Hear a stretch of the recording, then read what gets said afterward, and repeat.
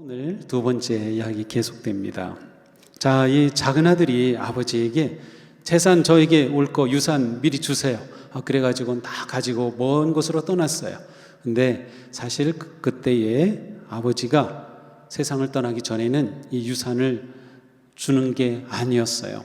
그런데 아들이 이렇게 유산을 요청했다는 것은 아버지가 죽었으면 좋겠다, 그런 악한 마음이 있었던 거예요. 그러니까 아버지의 통제, 아버지의 그 모든 것이 싫었던 거예요. 자기 인생 멋지게 자기가 살아보고 싶었던 거죠.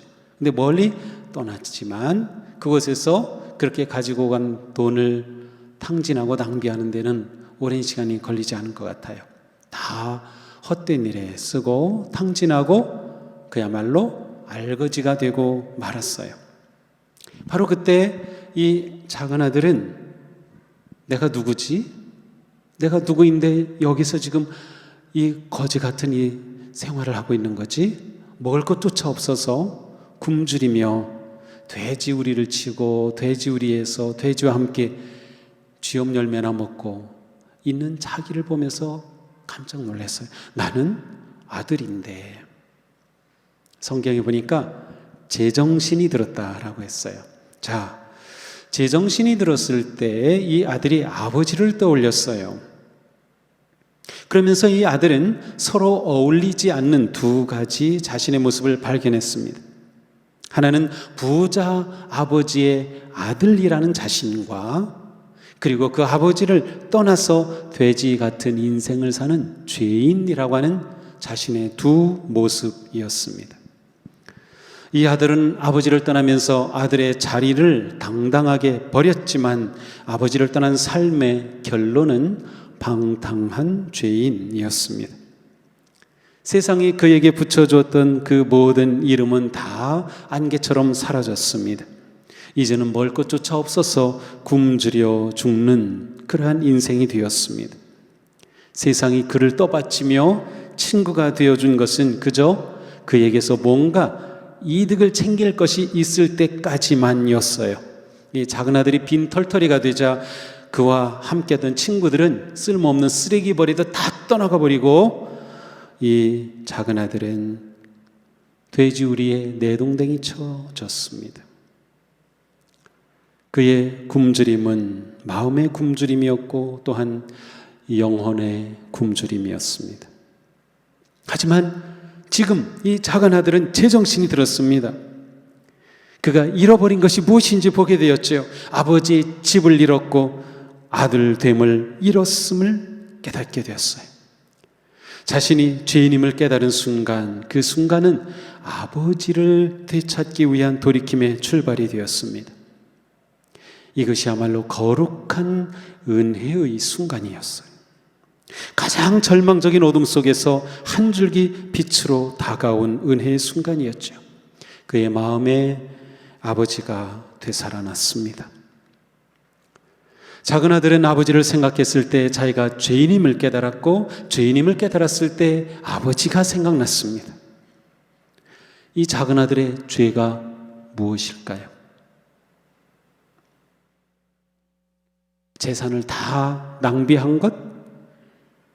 방탕하게 지낸 것?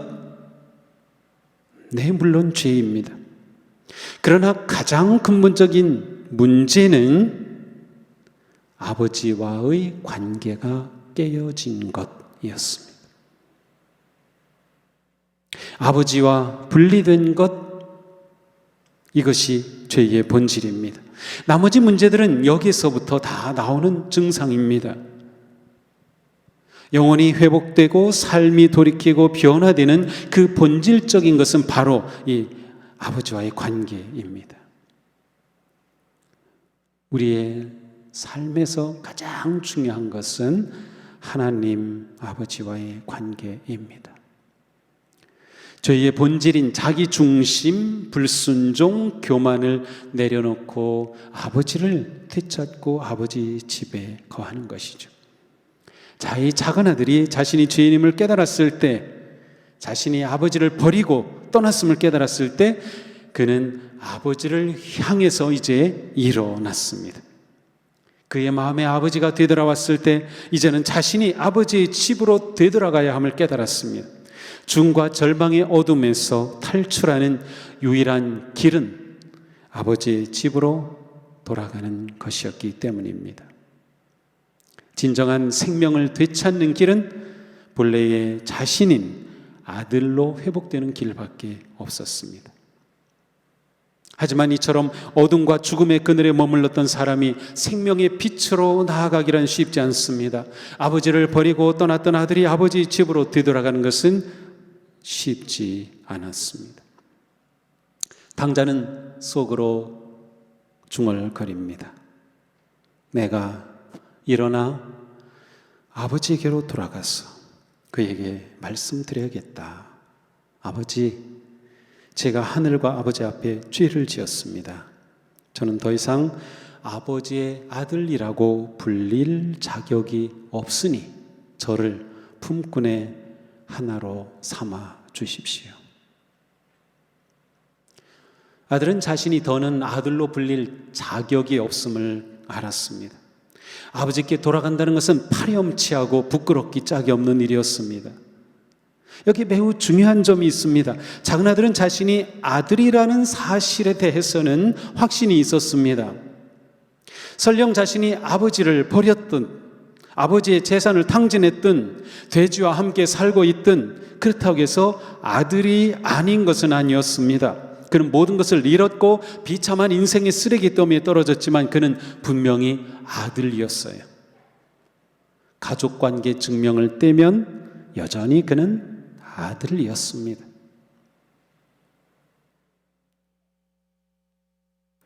하지만 그 자신에게는 아들의 자격이 없음을 알았습니다. 그래도 낯짝이 있지 어떻게 이미 마음에 아버지가 죽은 것처럼 그렇게 버렸던 아버지에게로 돌아갑니까?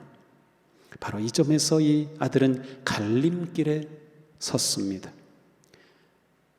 이 아들은 선택하고 결단해야 했습니다. 인생의 구정물 속에서 돼지로 살아갈지 아니면 아버지의 집으로 돌아가 자유와 풍요와 생명을 누릴지를 말이죠.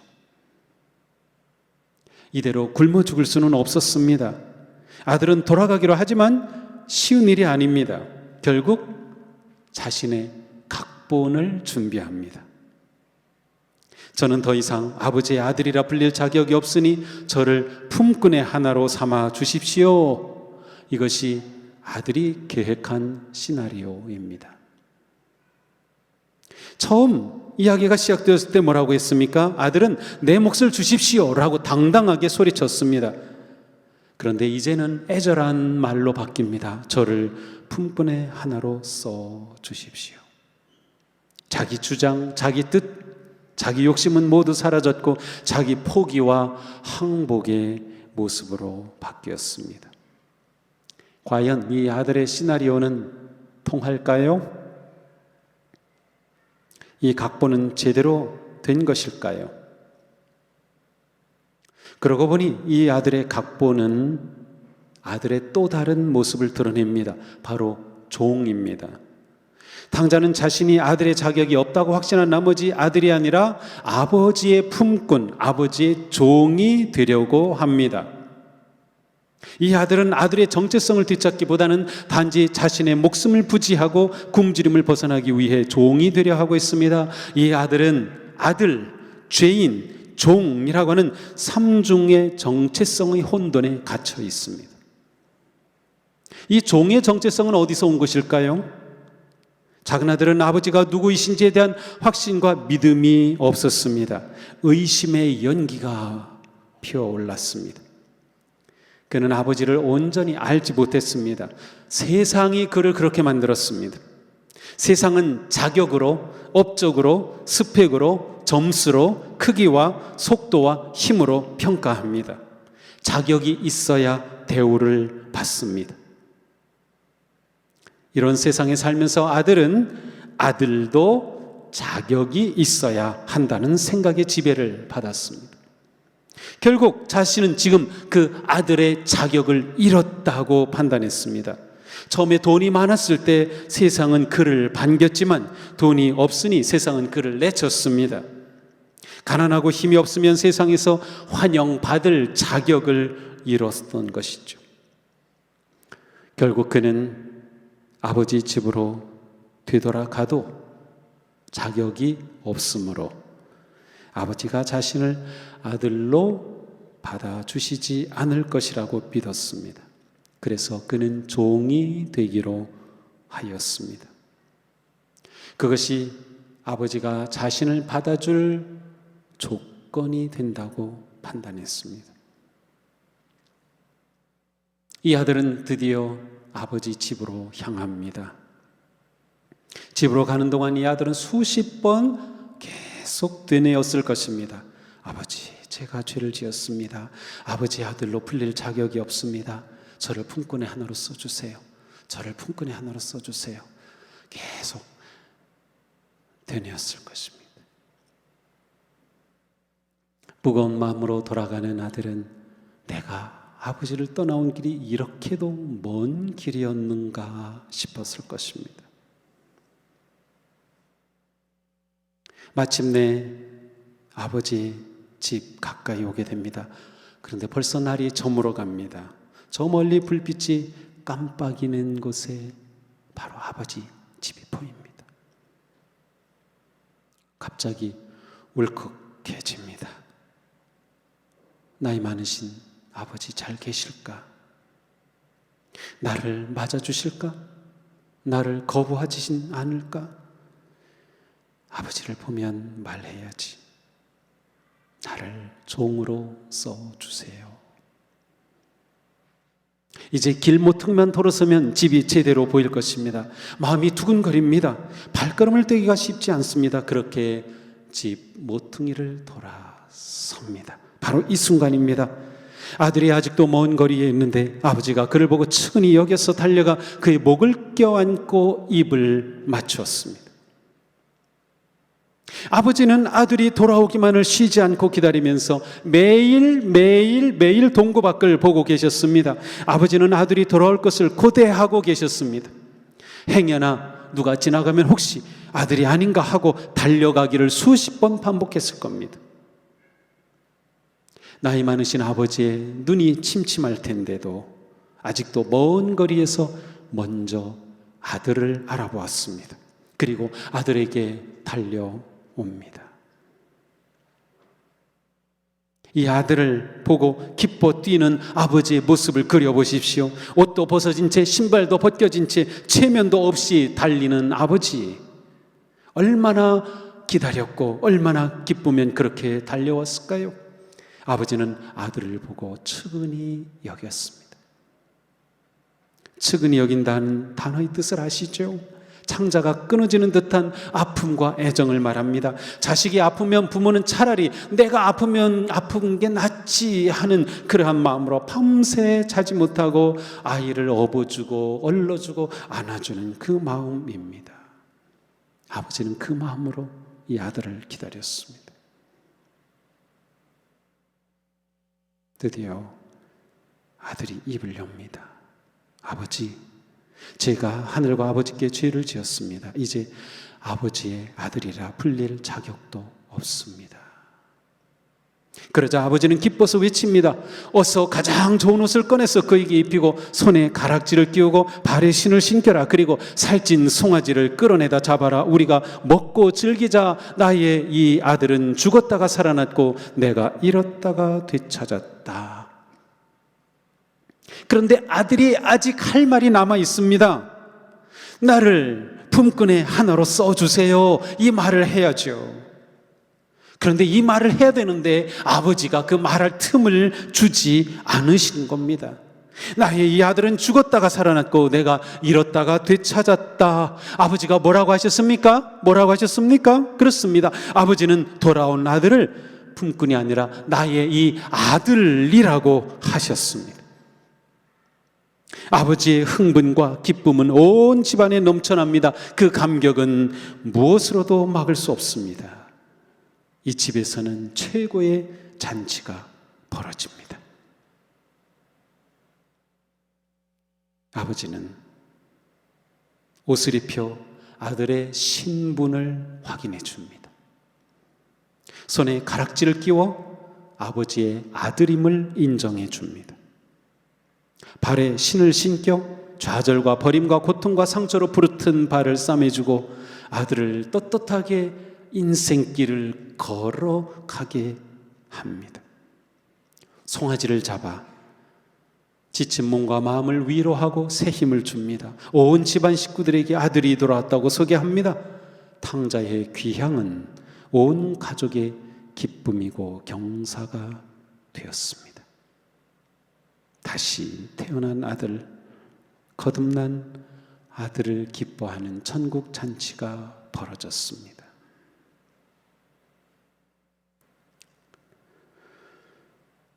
우리는 그동안 이 아들의 이야기를 읽고 들으면서 내가 탕자라는 생각은 많이 하지 않았습니다.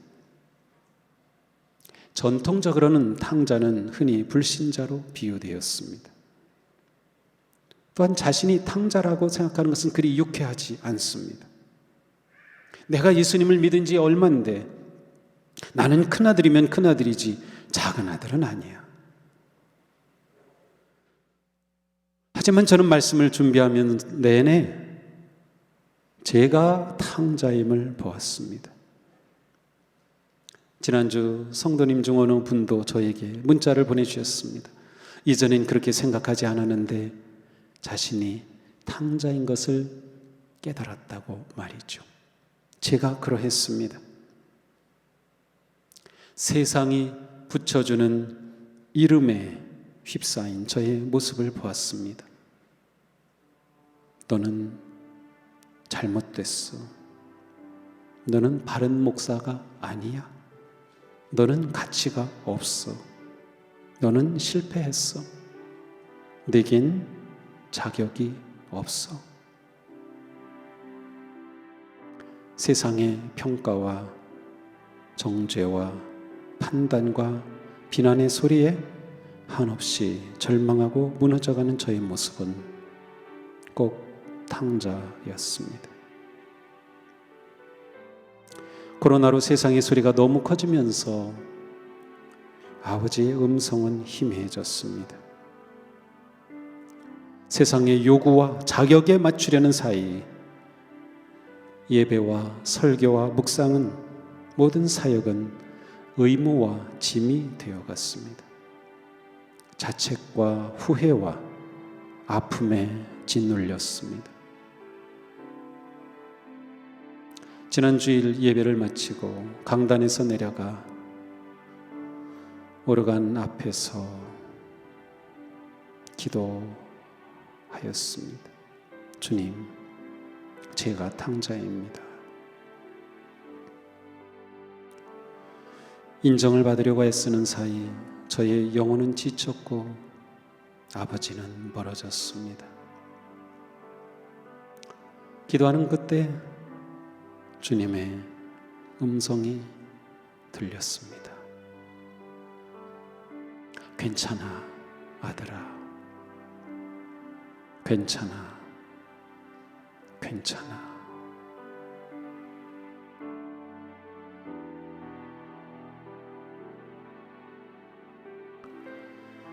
작은 아들이 아버지와 멀어진 아픔과 후회와 고통과 영혼의 굶주림에 헤맬 때에도 아버지는 이미 모든 것을 용서하시고 기다리고 계셨습니다.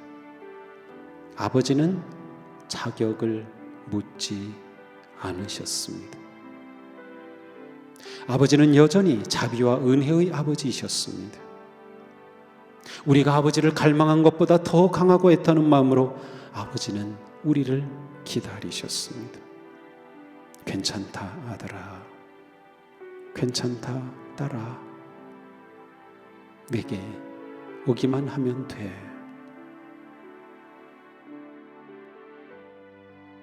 그러니 여전히 세상의 가치와 기준으로 자격을 논하며 아버지의 품꾼으로 써달라고 타협하려는 시나리오는 아버지의 사랑 앞에 아무 의미 없는 일이 되고 말았습니다. 우리가 믿음으로 살아가는데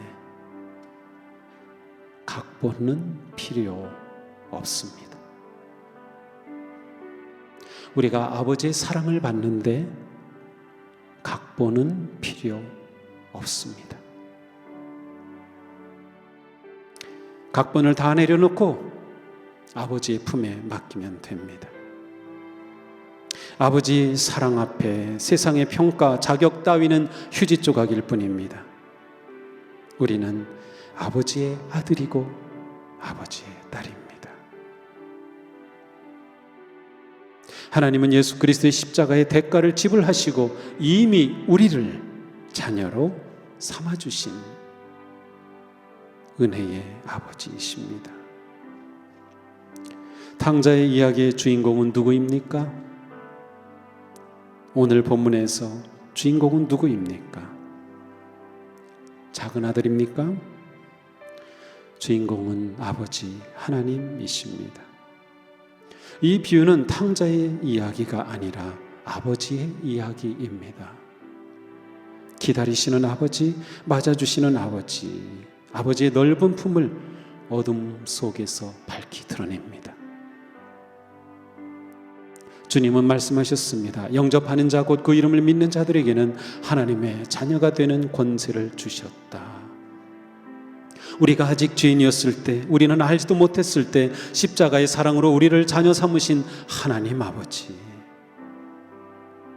아버지를 떠난 채 쥐엄나무 열매로 연명하기에는 우리는 너무도 귀한 존재입니다.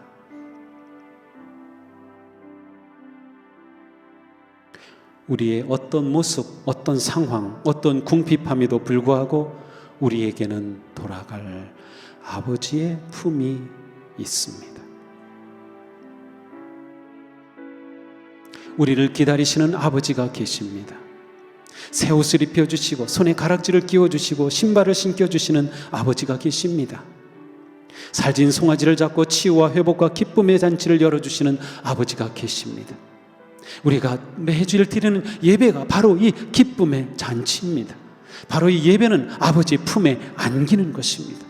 바로 이 예배가 우리를 회복시켜주는 은혜의 자리입니다. 진정한 회복과 치유의 시작은 우리의 돌이킴이 아니라 아버지의 은혜, 아버지의 사랑입니다. 아버지의 인자심입니다. 아버지의 말씀이 기억납니까? 나의 이 아들은 죽었다가 살아났고 내가 잃었다가 되찾았다. 그렇습니다. 작은 아들이 되돌아와 아버지를 되찾은 것이 아니라 아버지가 아들을 되찾았습니다.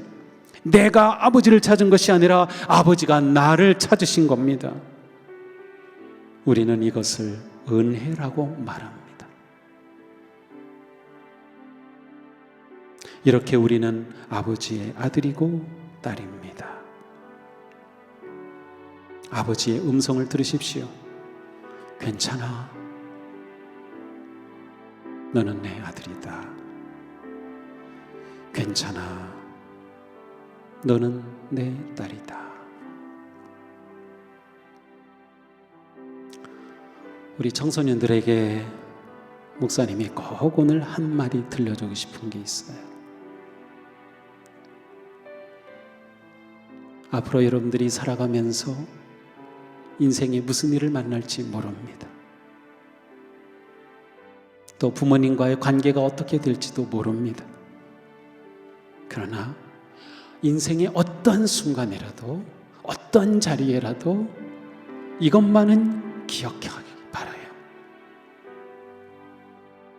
여러분의 부모님은 어떤 경우라도 여러분을 사랑하고 계셔요. 어떤 경우라도. 그러니 인생의 어떤 순간이라도 아버지, 엄마 잊지 마세요. 되돌아갈 수 있어요. 언제라도 기다리고 계셔요.